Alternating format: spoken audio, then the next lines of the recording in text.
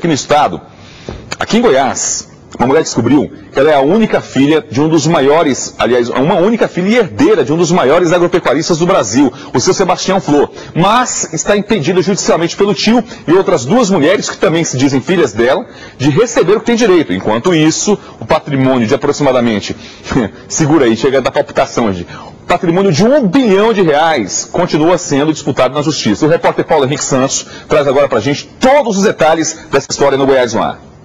Os contos de fada povoam o imaginário coletivo há muito tempo. A história da menina pobre que descobre ser uma princesa ou herdeira de um grande império já foi contada e recontada inúmeras vezes. Na ficção, é tema recorrente de filmes e novelas. E se uma história como essa ultrapassasse as barreiras da fantasia e acontecesse na vida real, para essa mulher, não passava de um sonho distante. Sempre vi as histórias em novela, em filme, mas nunca pensei que na realidade existia. Via tudo, mas nunca imaginei que existia, nem que iria acontecer comigo. Dediane tem 33 anos e, por segurança, preferiu não ter a imagem revelada. É que ela descobriu ser herdeira de um império avaliado em R$1 bilhão.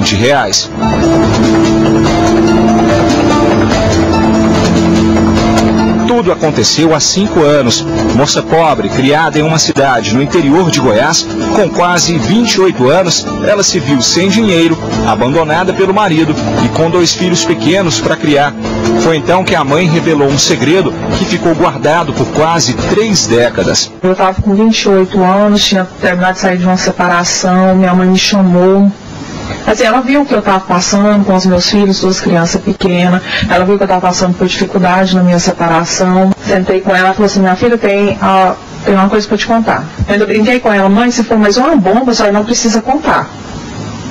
Eu já passando pela dificuldade da separação, aí ela pegou e falou assim: você não é filha do seu pai. O pai biológico de Dediane era o seu Sebastião Flor, um dos maiores agropecuaristas do Brasil.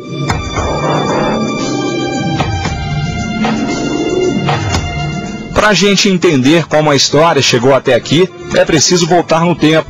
Sebastião Flor era de família pobre e nasceu em Presidente Olegário, cidade em Minas Gerais. Mas foi em Goiás e no Mato Grosso que ele e o irmão, Romão Flor, construíram um verdadeiro império. Só de gado são mais de 120 mil cabeças. Sebastião Flor nunca se casou e até os 73 anos pensava que não tinha filhos. Quando Dediane apareceu pedindo reconhecimento de paternidade, ele concordou em fazer um exame de DNA. Falou assim: minha filha, a gente vai fazer o exame. Se você for realmente minha filha, eu vou te assumir, eu vou te levar para Goiânia, eu vou pagar a escola para os seus filhos. Aí fez 2 exames de DNA, que foi um DNA Vida e um na Biogenéticos, e os exames deu todos positivos. Dediane foi registrada como filha do seu Sebastião Flor. E mais do que isso, a relação inesperada se tornou de muito afeto e carinho, conforme mostram essas mensagens e fotografias de festas de família. Durante esses 5 anos que eu convivi com ele, Paulo Henrique, o que eu pude fazer com ele, o que eu pude estar junto com ele, eu ia para a fazenda com ele, a gente sempre estava junto. Se ele estava no hospital, eu estava junto com ele. Todas as vezes que saiu a reunião, nos últimos anos, esse último ano agora, eu estava dentro do escritório com ele, a gente estava trabalhando junto, ele me ensinando a trabalhar, tanto eu quanto a minha filha. Ela trabalhava meio período porque estava, aí ela trabalhava, mas estava lá. Tanto que você vê o amor que ele tinha com a gente. Ele pegava minha filha e levava no ponto de ônibus. Todos os dias ele colocava ela dentro do ônibus.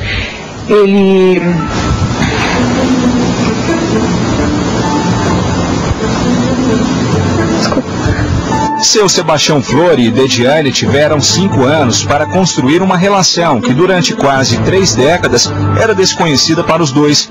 Mas o fazendeiro morreu no ano passado, aos 78 anos, e o que era um sonho se tornou um pesadelo.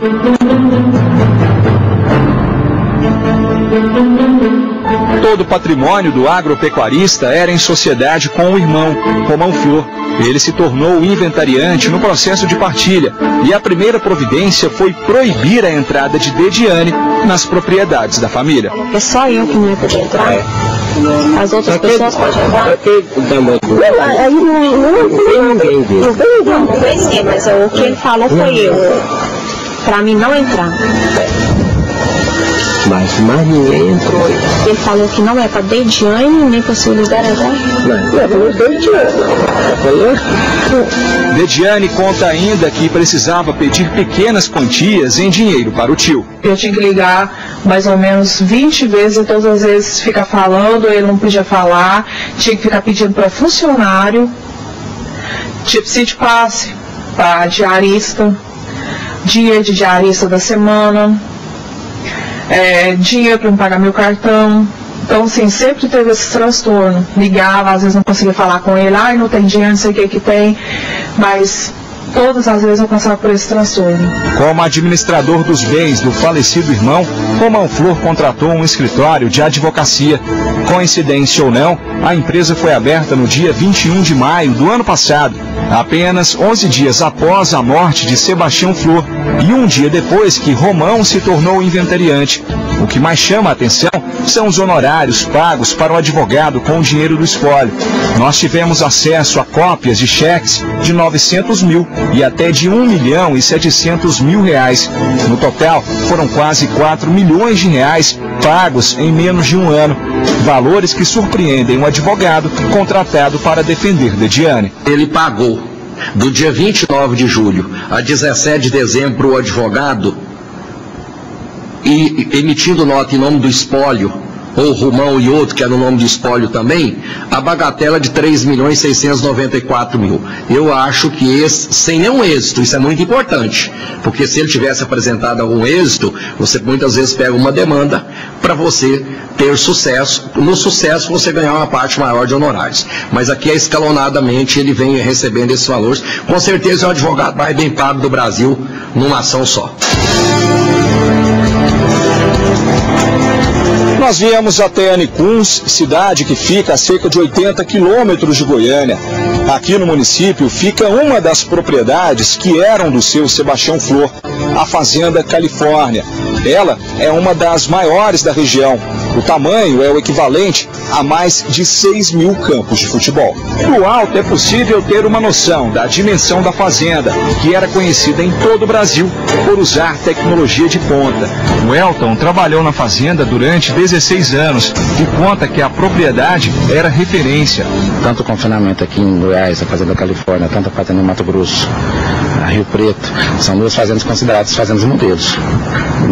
Tanto no manejo, no tratamento gado, tecnologia, resultado em si. Realmente era considerado modelo. Juverson também trabalhou 10 anos na fazenda e diz que os irmãos construíram um verdadeiro império no agronegócio.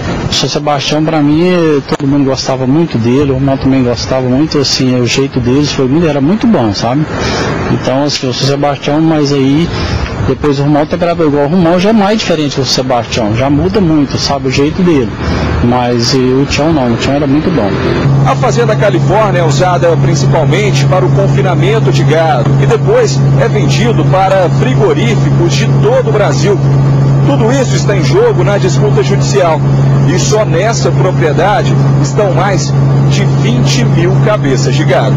A outra fazenda, a maior do grupo, fica em Canarana, no Mato Grosso. São quase 150 mil hectares, onde estão mais de 100 mil cabeças de gado. Só de cerca são 3 mil quilômetros. Como inventariante, todas as decisões de Romão deveriam ter autorização judicial. Mesmo assim, mais de 100 milhões de reais em gado já teriam sido vendidos sem autorização do juiz. Ele tem que primeiro nos ouvir, para depois autorizar. E ele está vendendo aproximadamente 120 milhões, ou seja, mais de 50 mil cabeça de gado, sendo 20 mil vacas de cria, quer dizer, numa atividade cria, recria, engorda, e você mata as matrizes, como ele está vendendo, do que vai sobreviver? Então, o interesse dele é acabar com o ramo de pecuária que os deixaram ricos. Tentamos falar com Romão Flor. fomos até o escritório dele, que fica na região central de Goiânia. Doutor Romão está? Só na segunda-feira? Entendi. Tem um horário que ele... Geralmente ele vai lá para as 10 horas. Não é? Mas hoje ele não volta mais, né? Ah, então tá. Voltamos na semana seguinte e mais uma vez não tivemos acesso a ele. Ele pega mesmo?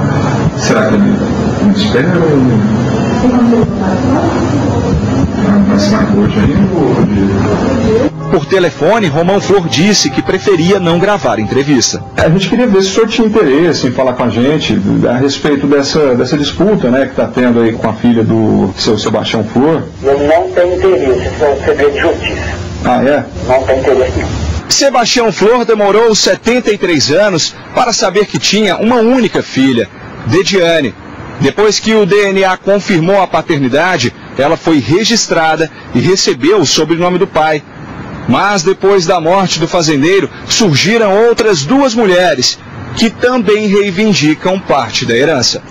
Uma delas é Janaína Flor, de 41 anos. Janaína perdeu o pai quando ainda era criança e foi criada na mesma casa com a mãe e 4 tios, incluindo Romão e Sebastião. Ela pede na justiça que seja reconhecida como filha socioafetiva, mas enquanto estava vivo, Sebastião nunca demonstrou interesse em registrar a sobrinha como filha de criação. Os tribunais têm entendido que, quando há uma socioafetividade, que há uma espontaneidade, uma vontade do cidadão, quando vivo, ter a intenção de adotar. Vamos imaginar que ele tivesse um processo de adoção em andamento e falecesse no curso desse processo, aí sim o tribunal iria reconhecê-la como filha socioafetiva. Mas tem a vontade do cidadão em vida de reconhecer essa pessoa, que não há nesses autos e nem fora deles, como existe da Dediane, eu te amo, minha filha querida, esse tipo de coisa, elas não trouxeram para os autos, até porque não existe isso. Ela ficou muitos anos preparando, mas nesses 41 anos ela não conseguiu obter nenhum bilhetinho dele que tivesse a intenção de registrá-la ou de adotá-la como filha. Para justificar que era criada como filha, Janaína disse que era dependente de Sebastião em um famoso clube da cidade. Mas uma declaração emitida pelo próprio clube diz que Janaína jamais foi dependente do tio. Tentamos entrar em contato com Janaína, mas ela não foi localizada. Sua chamada está sendo encaminhada para a caixa postal. Ela é defendida pela advogada gaúcha Maria Berenice Dias, que por telefone disse que não poderia gravar entrevista. Esse é um processo, como é uma ação declaratória de filiação, né? Acho que ela foi criada por esse tio dela e tal. É um processo que é segredo de justiça. Outra mulher que pede reconhecimento de paternidade é a advogada Nileia Silvério do Couto. No processo, alega que a mãe dela teve um relacionamento amoroso no passado com Sebastião Flor. Um exame de DNA feito em Goiânia, quando o fazendeiro ainda estava vivo, deu negativo. Depois da morte de Sebastião, ela apresentou um segundo exame, feito em Belo Horizonte, com resultado positivo. A surpresa veio quando foi descoberto que o laudo foi falsificado. A própria biomédica responsável pelo teste reconhece que o exame foi fraudado. Até a assinatura da funcionária foi trocada. O sobrenome dela é Leão, mas no exame falsificado está Leal. Por telefone, Betânia Pena, uma das donas do laboratório, diz que o resultado deu negativo para a paternidade e que a falsificação é grosseira. O nosso papel de laudo, ele é um papel especial. Ele tem atrás uma marca d'água nossa, sabe? Então você pode fazer o que você quiser, mas você nunca vai conseguir fazer o nosso papel original. Então a gente é responsável pelos laudos que são dados no nosso papel. A falsificação é tão grosseira que nos nossos laudos a gente escreve assim: o exame realizado mostrou que Paulo Henrique não é o pai biológico de Maria. Aí a pessoa foi e colocou: os exames realizados mostraram que o Paulo Henrique sim é o pai biológico. Mudou o não pelo sim. Sabe, um negócio assim tão... Porque tem aquele espaço, no que você vai falsificar, fica o espaço do não, né? O que você vai fazer? Você vai lá, tira o não no computador e insere o sim. Que tal? Você conhece alguém que fala que sim é o pai? Ela diz ainda que em casos como esse, em que envolvem grandes quantias de dinheiro, falsificações como essas são comuns. Pessoas que recebem um laudo que não é do interesse deles, vão fazer de tudo, você não acha? Com certeza. Então isso não é uma coisa assim fora do normal. Esse caso se tornou fora do normal, porque me parece que é uma herança envolvida. Isso. Então se tem dinheiro, aí o bicho pega. Mesmo com todos esses indícios de que o laudo foi falsificado e de que Nileia não é filha de Sebastião, a Justiça Goiana reconheceu a advogada como uma das partes interessadas no processo. O advogado dela conseguiu, inclusive, suspender a pensão que o juiz do caso havia determinado que fosse paga para Dediane. É a primeira vez, Paulo Henrique, que eu vejo uma situação tão absurda dessa, onde um cidadão que não tem, no caso uma cidadã, mas nutrida essa expectativa do seu advogado, Luiz Mauro Pires, que a pessoa consegue, que não tem 2 DNAs, e vou insistir, 2 DNAs negativos e um falsificado, e consegue na justiça o que o cidadão está conseguindo. Entendeu? Isso é revoltante. Fomos até o escritório de Luiz Mauro Pires, advogado de Nileia. Doutor Mauro, sabe? Não veio. Hoje então não volta não. Por telefone, ele também não quis gravar a entrevista. O que acontece é o seguinte, Paulo, eu não posso dar entrevista por se tratar de um caso concreto. É um caso que corre em segredo de justiça e a pessoa não concorda de falar sobre o assunto. A Polícia Civil já investiga o caso. Quem falsificou o exame de DNA cometeu o crime de falsidade ideológica. O delegado, em breve, vai começar os depoimentos. Nós vamos ouvir as partes, perícia, se for o caso, solicitar, e no sentido de apurar a verdade dos fatos. O advogado de Dediane também pretende entrar com uma representação no Conselho Nacional de Justiça contra as decisões que já foram tomadas até agora. O juiz da Vara de Família, que cuidava do caso, decidiu pedir afastamento do processo. O magistrado justificou a saída, alegando motivos pessoais. Isso mais de 1 ano depois de estar à frente do caso. O advogado alega que, sob o argumento de que o caso corre em segredo de justiça, Dediane não tem acesso à herança do pai e ainda vê o patrimônio que é dela sendo deteriorado dia a dia. Ele suspeita até de um complô entre as partes para que Dediane não tenha acesso ao que lhe é de direito. Há um conluio entre as partes. Hoje, o que um se beneficia, tanto a Nileia, Janaína e Romão se beneficiam dos atos processuais fraudados entre eles. Então é uma denúncia grave e que vai ter ressonância no CNJ, porque não é possível o que está acontecendo aqui.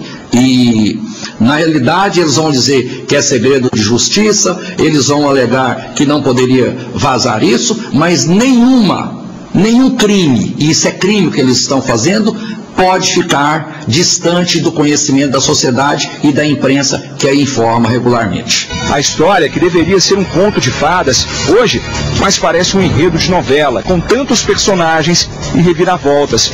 Apesar disso, Dediane ainda acredita em um final feliz. O que é do Romão eu não quero nada, só quero o que é meu por direito. Eu estou nessa briga pelo que é meu por direito.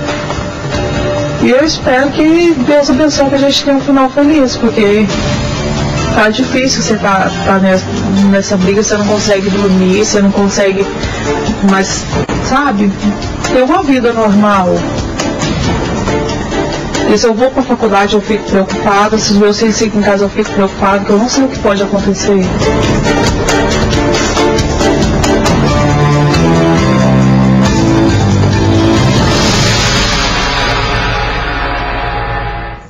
Que história, hein, gente? 8 horas e 48 minutos, a família de Anor Pereira da Silva foi assassinada em frente a um bar no setor Marista, pede punição para o assassino. Eles reclamam que 7 meses após o crime, o homem que matou Anor já está na rua, sendo monitorado apenas com uma tornozeleira eletrônica. Quem conta é o Felipe Furtado. 7 meses depois de perder o marido, Patrícia ainda não conseguiu tirar a aliança. E se emociona ao falar sobre ele. Se eu vi da boca de uma pessoa que seu marido morreu, e ainda mais assassinado, assim. A notícia me pegou assim de surpresa, porque uma pessoa nova, jovem, né? A gente nunca imagina. Anor Pereira da Silva foi assassinado em frente a um bar no setor Marista, depois de uma discussão com Flávio Fernandes da Silva. Imagens do circuito de segurança de uma rua próxima ao bar mostram o momento em que o carro de Anor é fechado por uma BMW branca. Flávio desce e atira algumas vezes antes de fugir. O crime aconteceu no dia 23 de novembro do ano passado. Desde então, a família de Anor nunca mais foi a mesma. Os meninos sentem muita falta dele, eu também. Até hoje eu não acredito que a vida dele foi cessada por uma coisa tão banal. No último dia 3, Anor completaria 29 anos. Lembrar da data ainda faz a mãe dele chorar. A gente lembra assim, poderia estar aqui, a gente comemorando o aniversário dele. A gente esteve lá, eu tive com ele no cemitério. E a gente estava diante do túmulo dele. Sem poder eu falar assim, meu filho, que Deus te dê muitos anos de vida. Que era o que eu fazia. Todas as vezes, né? O sofrimento da família é ainda maior por saber que Flávio já saiu da cadeia. A quarta audiência desse caso está marcada para o próximo dia 30. Flávio aguarda o julgamento em liberdade, sendo monitorado apenas por uma tornozeleira eletrônica. Para cobrar justiça, familiares e amigos de Anor vão fazer uma manifestação aqui no fórum. Esperamos que todos os amigos dele, família, conhecidos, clientes possam manifestar junto com a gente lá, para que essa não seja mais uma na estatística de homicídio no Goiânia. A gente está se sentindo injustiçada porque ele destruiu com a minha família. Ele não só matou meu marido, ele matou minha sogra, ele matou os sonhos dos meus filhos, matou os meus filhos também, porque os meus filhos nunca mais vão ter o pai deles. Não é o fim, não acabou, né? Eu creio na justiça, sabe? Eu creio na justiça divina, é o que a gente busca, certo? Que essa é a maior. Ele não vai ficar impune. E quem mata um, mata dois.